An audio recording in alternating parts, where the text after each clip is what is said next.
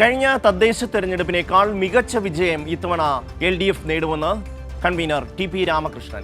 സംസ്ഥാന സർക്കാരിന്റെ ഭരണ നേട്ടങ്ങൾ LDFന് നേട്ടമാകും. MLA സ്ഥാനം രാജിവെക്കാൻ രാഹുൽ മാങ്കൂട്ടത്തിലിനോട് പറയാൻ കോൺഗ്രസിന് കഴിയാത്തത് അവരുടെ വികൃത മുഖമാണ് കാണിക്കുന്നതെന്നും TP രാമകൃഷ്ണൻ കൈരളി ന്യൂസിനോട് പറഞ്ഞു.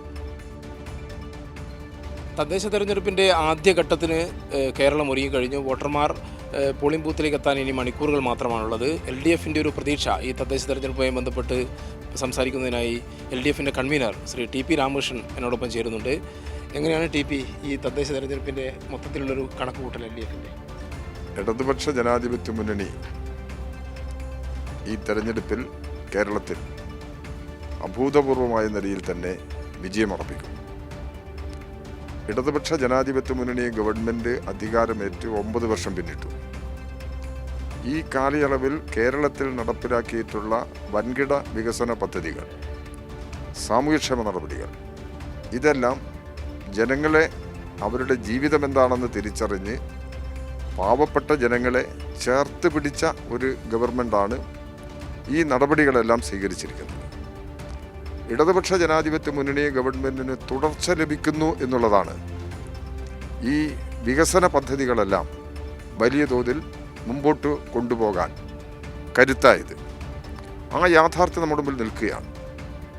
കേരളം അതിദാരിദ്ര്യമുക്ത സംസ്ഥാനമായി മാറിക്കഴിഞ്ഞു. ഇനി ഈ അതിദാരിദ്ര്യമുക്തമായ ഒരാളെപ്പോലും, ഒരു കുടുംബത്തെപ്പോലും ദാരിദ്ര്യത്തിലേക്ക് തള്ളിവിടരുത്. അത് ഉറപ്പുവരുത്തണമെന്നുണ്ടെങ്കിൽ ഇടതുപക്ഷ ജനാധിപത്യ മുന്നണി ഗവൺമെൻറ് അധികാരത്തിൽ തുടരണം എന്ന് ജനങ്ങൾ ആഗ്രഹിക്കുന്നുണ്ട്. അതായത് കഴിഞ്ഞ തവണ തദ്ദേശ തെരഞ്ഞെടുപ്പ് നടക്കുമ്പോഴും LDF സർക്കാർ തന്നെയാണ് അധികാരത്തിലുള്ളത്. താങ്കൾ ഉൾപ്പെടെ മന്ത്രിസഭയാണ് അധികാരത്തിലുള്ളത്.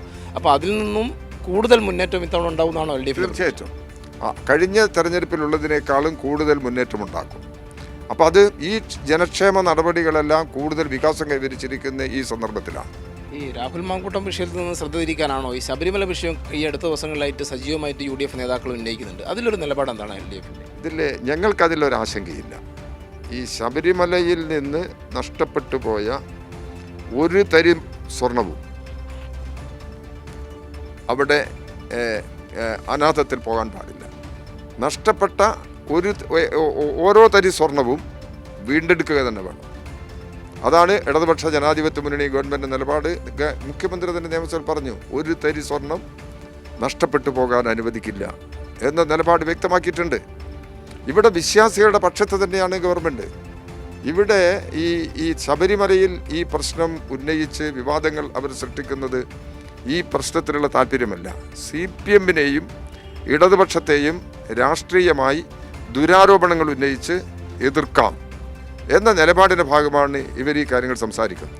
ഇവിടെ ഈ കേരളത്തിൽ UDF-ന് നേതൃത്വം നൽകുന്ന കോൺഗ്രസിൻ്റെ മുഖം വികൃതമാവുകയാണ്. കോൺഗ്രസിൻ്റെ സ്ഥാനാർത്ഥിയായിട്ടാണ് രാഹുൽ മാങ്കൂട്ടം നിയമസഭയിലേക്ക് വരുന്നത്. എന്തേ കോൺഗ്രസിൻ്റെ ഭാഗമായി കിട്ടിയിട്ടുള്ള ഈ സ്ഥാനം ഉപേക്ഷിക്കണം എന്നെന്തേ കോൺഗ്രസ് ഉറപ്പിച്ച് പറയാത്തത്?